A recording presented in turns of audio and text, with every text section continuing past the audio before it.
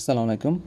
আমাদের দেশে আমন মৌসুমে অক্টোবর থেকে নভেম্বর মাসে যখন ধান গাছে ফুল এসে যায় বা ফুল আসার পরে একটি পোকার আক্রমণ খুব বেশি দেখা যায়, সেটি হচ্ছে কারেন্ট পোকা বা বিপিএস বা ব্রাউন প্যান্ট হপার বা বাদামি ঘাসফড়িং। অনেকে একে বাজ পোকা বলে, কারণ হচ্ছে দূর থেকে দেখলে মনে হয় যে ধান ক্ষেতের কোনো একটি জায়গায় ছোপ ছোপ আকারে বাজ পড়ে পুড়ে গেছে। ধান খেতে এরকম ছোপ ছোপ আকারে পুড়ে যাওয়াকে হপার বার্ন বলে। সাধারণত বিপিএস পোকা ধান গাছের গোড়ার দিকে গুচ্ছাকারে অবস্থান করে। পূর্ণবয়স্ক পোকা ও এর বাচ্চা কাচ্চা একসাথে নিচের দিকে যে এরকম অবস্থান করে এবং গাছের গোড়া থেকে রস চুষে খায়। গাছের গোড়া থেকে অতিরিক্ত রস চুষে খাওয়ার কারণে ধান গাছ শুকিয়ে পুড়ে যায়। দূর থেকে দেখলে মনে হয় যে এখানে বাজ পড়ে এই অংশটি পুড়ে গেছে। ভিডিওতে আমরা যে শুকিয়ে যাওয়া ধান গাছ দেখতে পাচ্ছি, এটি হচ্ছে বিপিএস পোকার আক্রমণ।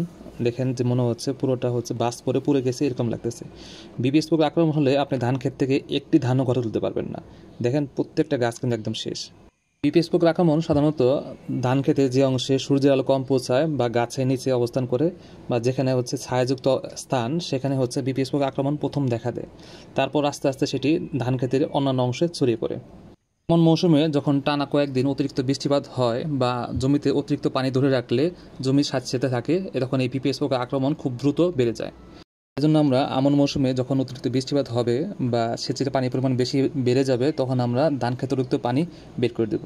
অতিরিক্ত পানি বের করে দিলে ধান ক্ষেত স্যাঁতসেঁতে থাকবে না আর এই পোকার আক্রমণ খুব বেশি ছড়াবে না।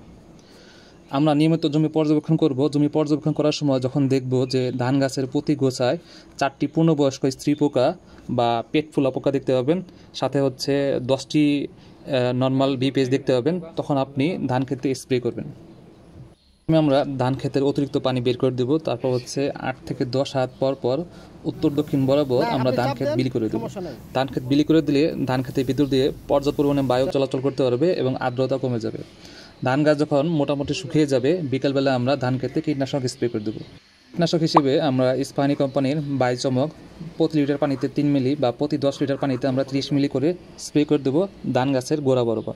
যেহেতু কারেন্ট পোকা বা বিপিএস পোকা ধান গাছের গোড়া বরাবর অবস্থান করে এবং সেখান থেকে রস চুষে খায়, সেজন্য আমরা ধান গাছের গোড়ায় স্প্রে করে দেবো।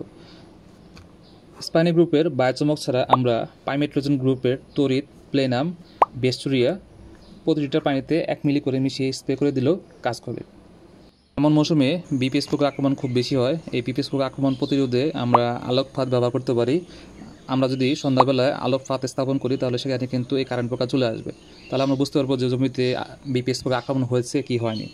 এছাড়া আমরা জমিতে পোকার উপস্থিতি বাড়ার সম্ভাবনা দেখা দিলে পানি কমিয়ে ফেলবো, সেচ দেওয়া বন্ধ করে দেবো। জমিতে 8 থেকে 10 হাত পর পর উত্তর দক্ষিণ বরাবর বিলি কেটে দেবো। আমরা যদি ধান গাছ ঘন করে লাগাই, তাহলে কিন্তু ধান খেতে আর্দ্রতার পরিমাণ বেড়ে যাবে।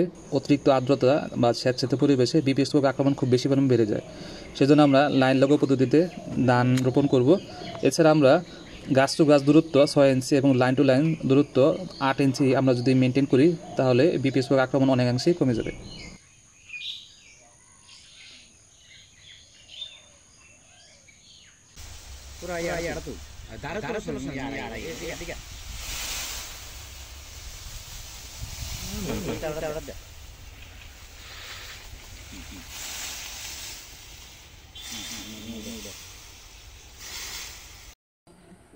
আসসালামু আলাইকুম। আমাদের ধানগুলো যখন পাকতে শুরু করে বা হচ্ছে ধানগুলো পরিপক্ক হচ্ছে, ওই সময় আমরা ধান খেতে একটি রোগ দেখতে পাই। সেটি হচ্ছে এই যে লক্ষ্মীর গু বলে অনেকে, আবার অনেকে একে ভুয়া ঝোলা বলে। এর নাম হচ্ছে ফলস স্মার্ট অফ রাইস।